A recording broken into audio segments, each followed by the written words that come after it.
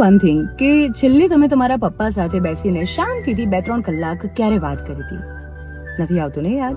ભાઈ આપણા બધાનો સમય ટીવી, મોબાઈલ, દોસ્તો સાથે ફરવામાં, પાર્ટીઝ કરવામાં, નોકરી ધંધામાં એટલો બધો ઇન્વેસ્ટેડ છે કે આપણે પપ્પા સાથે બેસવાનું જ ભૂલી ગયા છે. પપ્પાનો ફોન આવે તો હા પપ્પા મીટિંગમાં છું, પછી ફોન કરું, પપ્પાનો ફોન આવી ગયો, યાર હવે જવાબ આપવો પડશે કે હું ક્યાં છું.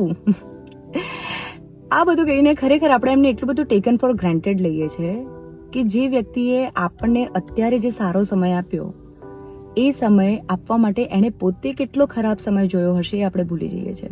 આ વ્યક્તિને આપણે ટેકન ફોર ગ્રાન્ટેડ લઈ રહ્યા છે. દોસ્ત, યાદ કરો એ દિવસને જ્યારે ખરેખર તમે ભીડમાં ના ખોવાઈ જાઓ ને એટલે તમને ફટ લઈને એમના ખભે ચડાવી દે, બેસાડી દે, અને હા તારે જોઈએ છે ને હું સગવડ કરીશ, હું તને આ વસ્તુ આપીશ. એ સગવડ કરે અને વહેલા કે મોડા પણ તમે માંગેલી વસ્તુ હોય ને તમને અપાવે ચોક્કસ. તારે કરવું એ કર, બાકી બધું હું જોઈ લઈશ, આપી દઈશ બધાને જવાબ. હું જોઈ લઈશ એમના મોઢેથી આપણે સાંભળીએ ને એટલે આપણને એમ થઈ જાય કે હા હવે આપણે જગ જીત્યા, જા તું આગળ વધ. આપણે એટલા બધા આગળ વધી ગયા છે કે આપણે એમને જ પાછળ છોડી દીધા. આપણે એમની સાથે બેસવાનું ભૂલી ગયા છે. દોસ્ત, મારી પાસે ટાઈમ નથી. ખરેખર આપણી પાસે જ્યારે સમય હશે ને ત્યારે સમય જતો રહ્યો હશે.